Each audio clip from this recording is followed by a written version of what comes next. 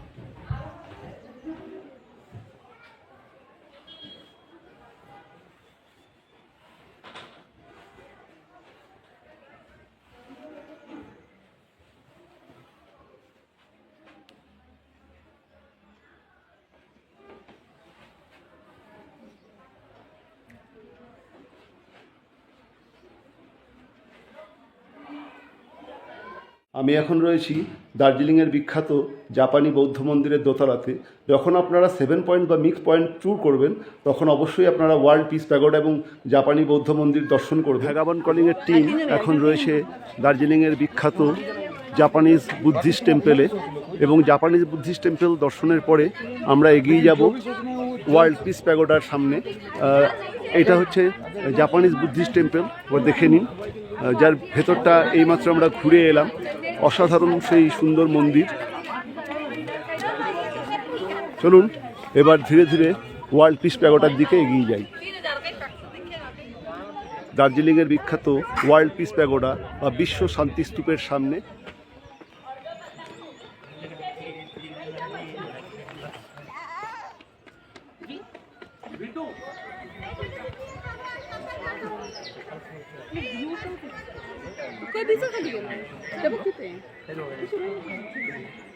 চলুন world piece প্যাগোডাটা একবার ঘুরে দেখি।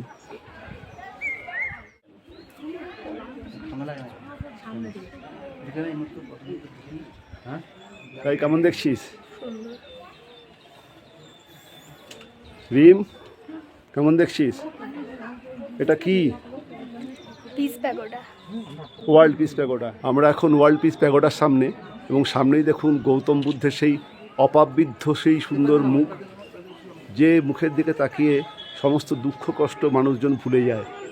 দেখুন ওয়ার্ল্ড পিস প্যাগোডা বা বিশ্ব শান্তি স্তূপের সেই অপূর্ব সুন্দর বুদ্ধ স্ট্যাচু। পিস প্যাগোডা বা বিশ্ব শান্তি স্তূপের পরিক্রমা করি। এখানে গৌতম বুদ্ধের সারা জীবনের বিভিন্ন দশা খুব সুন্দরভাবে বর্ণিত আছে। দেখুন কিং বিম্বিসার পেইং হোমেজ এট বেনুবন। পালা স্পেয়ার পার্ট পালা স্পেয়ার পার্ট লৈছা কামৰ পৰা বোলো যাব লাগিব আৰু গম পাইছো নাটক কৰিলে হ'ব। Gift of mango grove by Palit Vaishali.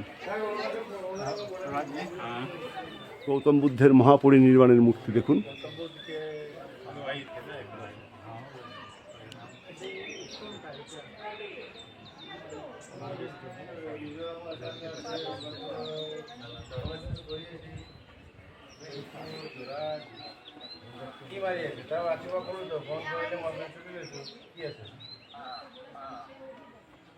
এখানে গৌতম বুদ্ধের জন্ম দেখানো হচ্ছে। এখানে মায়াদেবীর স্বপ্ন বা মায়াজ ড্রিম দেখুন। আচ্ছা এখানে great departure of Siddhartha. Siddhartha তার পরিবার এবং গৃহ ত্যাগ করছেন, সেই গ্রেট ডিপার্চারকে দেখানো হয়েছে দেখুন।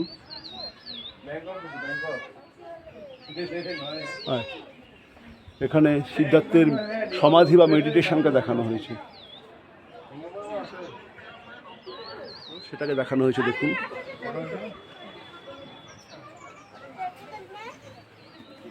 God exhorting Buddha to preach the ধর্মা।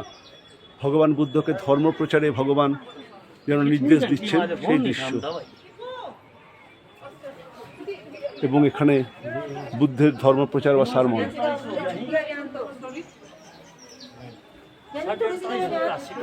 দার্জিলিংয়ের বিখ্যাত জাপানি পিস প্যাগোডা দেখার পরে এরপরে আমরা এগিয়ে যাব আর একটি বিখ্যাত জায়গা ডালি মনাস্ট্রির দিকে। কিন্তু এটা বলতে হচ্ছে বেশিরভাগ লোকই ডালি মনাস্ট্রি দেখেন না, কারণ কোনো রকম 5 পয়েন্ট 7 পয়েন্ট বা 3 পয়েন্টসের মধ্যে আপনারা ডালি মনাস্ট্রিকে দেখতে পাবেন না। এটা আপনাদেরকে সম্পূর্ণ কাস্টমাইজ করে নিতে হবে, যেটা আমি করে নিয়েছি। যাই হোক, একবার দেখিয়ে দিই যে আমরা কে কে রয়েছি। আমাদের সঙ্গে রয়েছে সৃজন ভাই, যে আমাদেরকে গতকালও ঘুরিয়েছিল এবং আজকেও ঘুরিয়েছে, সৃজন ভাই। আর রয়েছে রিম, রয়েছে তাতাই এবং অনিন্দিতা। একবার বলে রাখি যে আপনারা যদি দার্জিলিংয়ে এসে যদি যখন যাতায়াতের জন্য যে গাড়ি আপনারা, এটা সবারই একটা কৌতূহল থাকে গাড়ির ব্যাপারে। তা আমি যে গাড়িতে রয়েছি বিগত 2 দিন ধরে আমাকে ঘোরাচ্ছে সৃজন ভাই। সৃজন ভাই সে তার গাড়ির সম্পর্কে একটুখানি ইনফরমেশন দিয়ে দেবে। বলিए भैया, आपका नाम क्या है? मेरा नाम सृजन छेत्री। সৃজন ছেত্রী। ওনার এটা হচ্ছে হুন্ডাই i10 এবং গাড়িটা একদম মোটামুটি একদম আপ টু ডেট গাড়ি। কোনো রকম ট্রাভেল গাড়িতে আমি পাইনি এবং খুব কমফোর্টেবল জার্নি এবং খুব অথেন্টিক ড্রাইভার, খুব ভালোভাবে আমাদেরকে গাড়ি চালিয়ে এসে নিয়ে এসছে এবং সব জায়গায় খুব সুন্দরভাবে ঘোরাচ্ছে। ইনফরমেশন प्रोवाइड करना चाहते हो तो बोल दो, फ़ोन नंबर वगैरह ऐसा कोई कुछ। मेरा गाड़ी का नंबर WB087800। अच्छा, और आपका और भी गाड़ी है? जी जी जी। এই ভাইয়ের আরও অনেক গাড়ি আছে, উনি পার্সোনালি আমাদেরকে এই গাড়িটা নিয়ে এসছেন। খুব ভালো আমরা ঘুরছি। এবং আরেকটা জিনিস বলে রাখার, দার্জিলিংয়ের সিজন অফ সিজনের রেটের ভ্যারি করে, তবে মোটামুটি 7 পয়েন্টসের জন্য আপনারা ধরে রাখতে পারেন 1800 থেকে 2000-এর মধ্যে 7 পয়েন্টস হয় এবং 3 পয়েন্টসও 18 থেকে 2000-এর মধ্যে হয়। যদি আপনারা মিরিক ট্যুর করেন মোটামুটি 4 থেকে 4500 টাকা মিরিক ট্যুরের একটা হোল্ডেতে পড়ে। তারপরে আপনারা কথাবার্তা বলে নেবেন, একটুখানি নিজেরা কথাবার্তা বলে নিলে একটু দাম सस्ताती हो जाए। सृजन भैया का फ़ोन नंबर थोड़ा सा बता दीजिए। मेरा नंबर है 6295569328। 6295569328। 69328। আমি তাছাড়া ডেসক্রিপশন বক্সে ওনার নাম্বার প্রোভাইডও করে দেবো, দরকার হলে আপনারা ওনার সঙ্গে কন্ট্যাক্টও করে নিতে পারেন।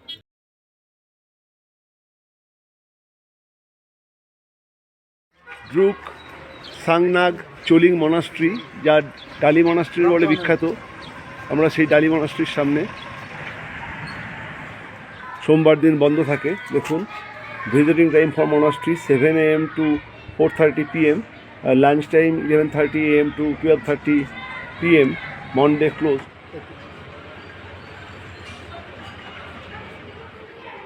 ডালি মনাস্ট্রির অভ্যন্তরে দেখুন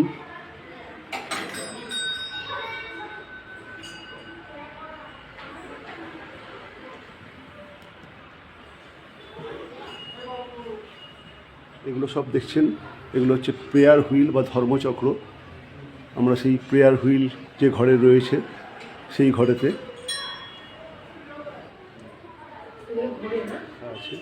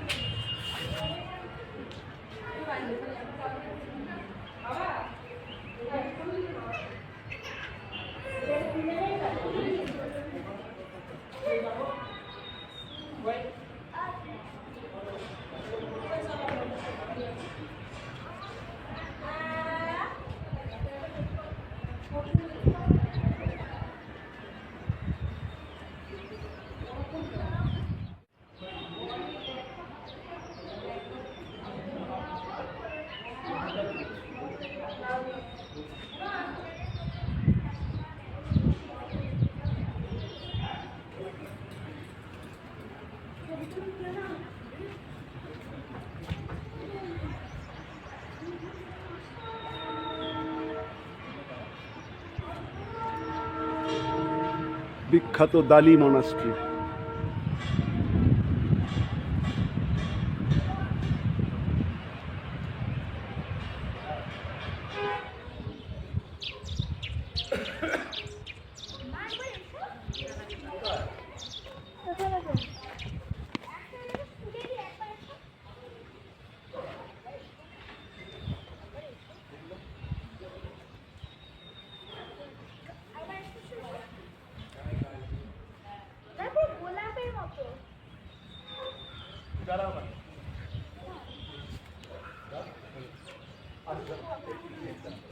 গোমপোপা ক্লিনিক মানে গুম্ফার যে চিকিৎসালয়, এখানে লেখা রয়েছে ওং মণিপদ্মে হুম, দেখতেই পাচ্ছেন।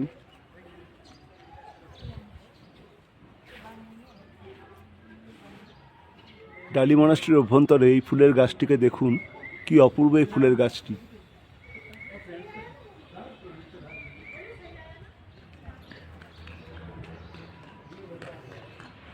ডালি মনাস্ট্রির যেটি প্রধান মন্দির, তার পাশেই একটি সুন্দর ফুলের বাগান করা আছে এবং সেখানে গৌতম বুদ্ধের একটি বিশাল বড় মূর্তি রাখা আছে। আমরা সেইখানে দেখুন, এটি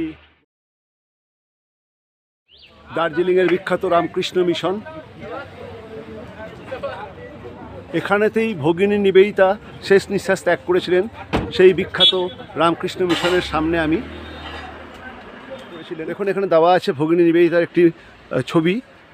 sister Nivedita Margaret Elizabeth Nobel, যিনি 13ই অক্টোবর 1911 খ্রিস্টাব্দে এইখানেতেই শেষ নিঃশ্বাস ত্যাগ করেন।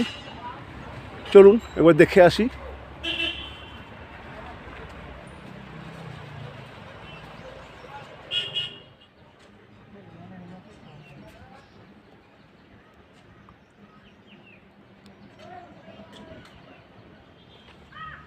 দার্জিলিং রামকৃষ্ণ মিশনের উপরিস্থল।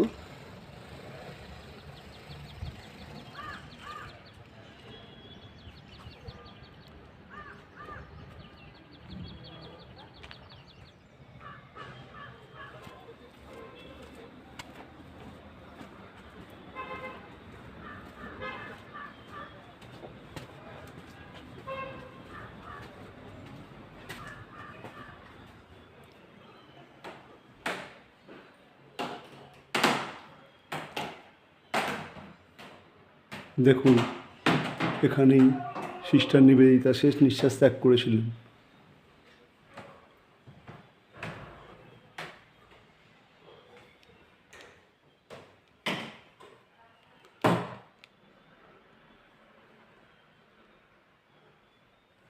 সিস্টার নিবেদিতা সেই বিখ্যাত কথা, the ship is sinking, what I shall C the sunrise. দেখুন সেই ছবি।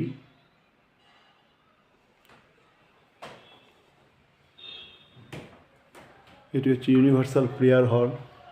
এখানেই সিস্টার নিবেদিতা তার শেষ নিঃশ্বাস ত্যাগ করেছিলেন।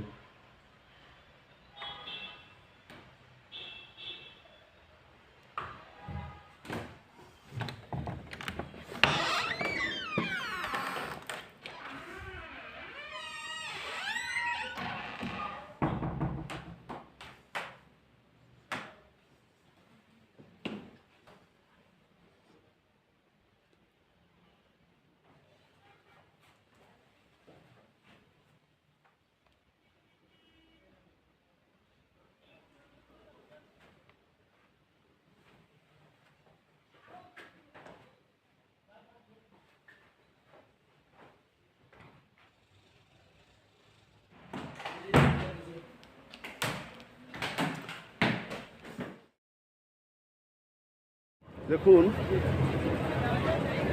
দার্জিলিং রোপওয়ে, আমরা এখন সেখানে এসেছি দার্জিলিং রোপওয়েতে, এবং এখানে বিশাল লাইন, কমপক্ষে 3 ঘন্টা সময় লাগবে। দার্জিলিং রঙ্গিত ভ্যালি রোপওয়ে।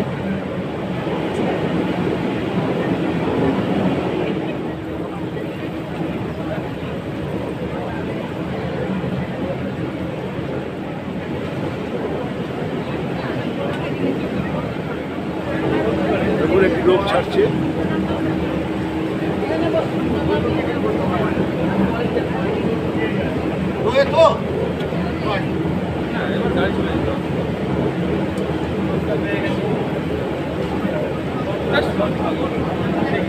দেখুন একটা রোগ ফিরে আসছে।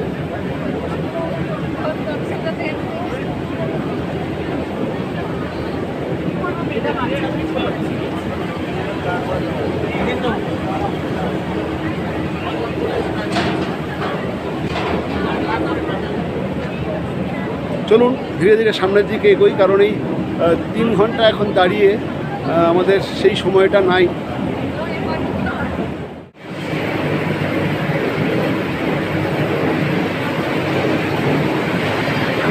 দেখুন এটি হচ্ছে রোপওয়ের মূল প্রবেশ পথ।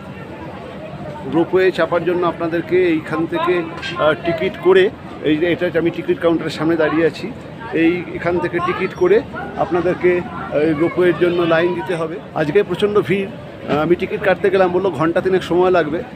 আমার আজকে সেই সময় নেই, আমার রোপওয়েতে চাপা হবে না। তাও জানিয়ে দিই আপনাদেরকে, এখান থেকে রোপওয়ের আপনাদেরকে টিকিট কাটতে হবে। দেখা ভালো, একটা কেবিনে 6 জন পার্সনকে অ্যালাউ করা হবে, কাউকে দাঁড়িয়ে যেতে দেওয়া হবে না। আর রোপওয়ের ভেতরে কোনো স্মোকিংও হয় না। একটা রোপওয়ে রাইড প্রায় 40 মিনিটের। রোপওয়ের টিকিট হচ্ছে চাইল্ড আন্ডার 7 তার 130 টাকা এবং অ্যাডাল্টের 260 টাকা, এবং প্রায় 40 মিনিটের এই রোপওয়ে রাইড। এখান থেকে আপনাদেরকে টিকিট কাটতে হবে।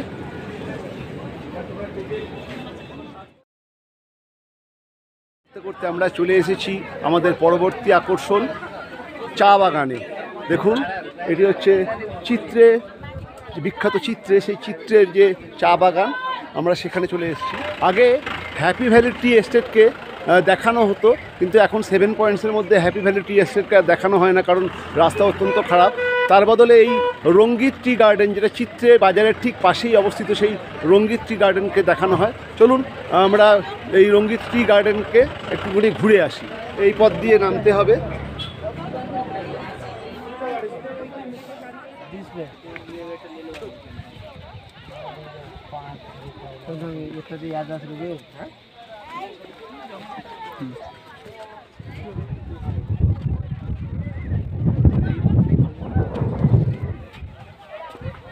অনেকটা নেমে এসেছি। দেখুন এগুলি হচ্ছে চায়ের পাতা। আমরা এখন রয়েছি রঙ্গিত ভ্যালি টি এস্টেটে। পাতা ছিঁড়লে 500 টাকা জরিমানা, আর এখানেতে 50 টাকা করে আপনারা ট্র্যাডিশনাল দার্জিলিং ড্রেস পরে ছবি তুলতে পারবেন। মানে 50 টাকার ড্রেস আপনাকে ভাড়া করতে হবে, এবং তারপর আপনারা ইচ্ছামতো ছবি তুলতে পারবেন।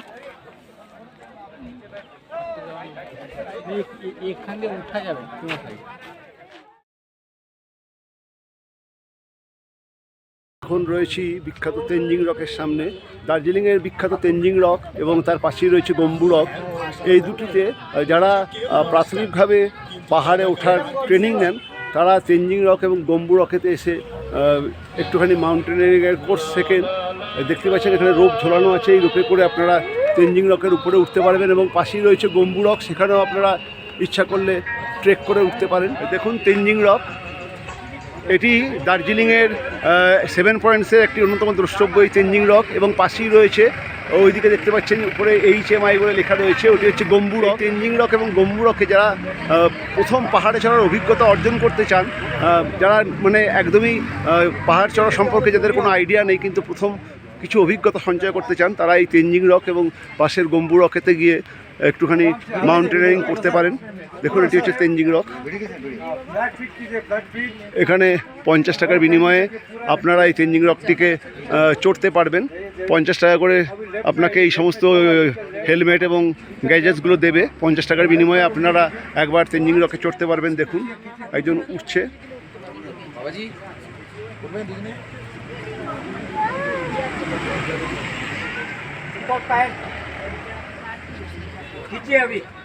এই হাইটটা উঠলে কিরকম লাগে জানো?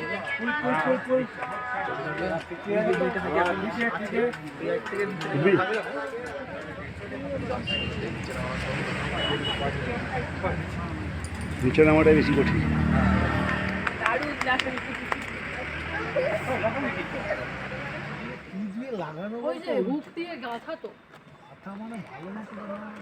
রয়েছি গম্বু রকের সামনে।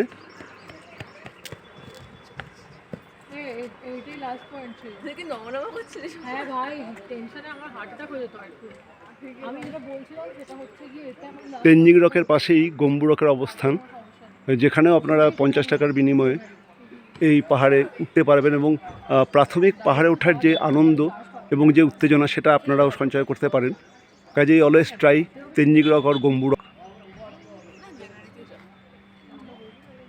দিয়ে একটু চার্জ নিতে হয়ে যাবে। 10% হলেই হয়ে যাবে। না 10% তো হবে না, 30% মিনিমাম রাখতে হবে। এটি তেনজিং রকের থেকেও অনেকটি বেশি খাড়া। যাই হোক,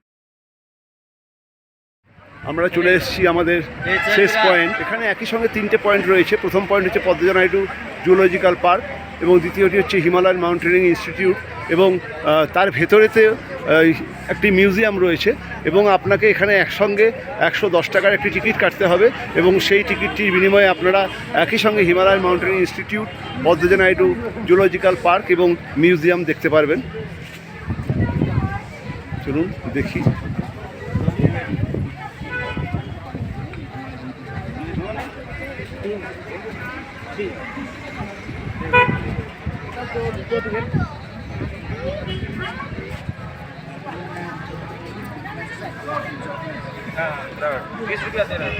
দেখতেই পাচ্ছেন ইন্ডিয়ান অ্যান্ড সার্ক কান্ট্রিজের সমস্ত লোকেদের জন্য 110 টাকা করে টিকিট, আর ফরেন ন্যাশনালসের জন্য 180 টাকা করে টিকিট এবং ক্যামেরা ডিএসএলআর বা ডিজিটাল ক্যামেরার জন্য 10 টাকা করে টিকিট।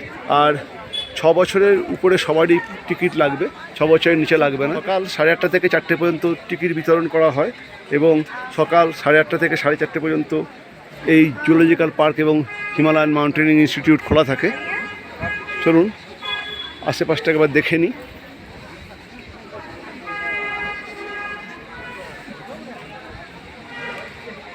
বলছি আমি এসেছি।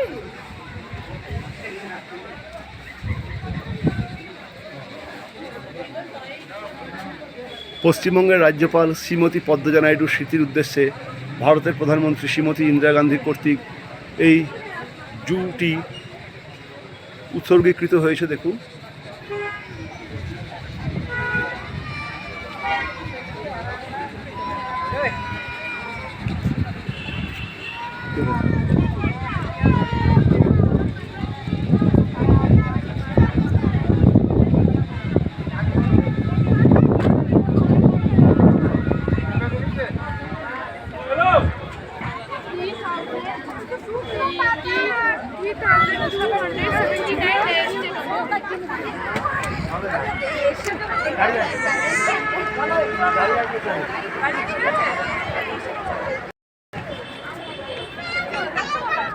মিক্স পয়েন্ট দর্শন করতে করতে আমরা চলে এসেছি আমাদের শেষ গন্তব্য Padmaja Naidu Himalayan zoological park এবং হিমালয়ান মাউন্টেনিং ইনস্টিটিউটের সামনে।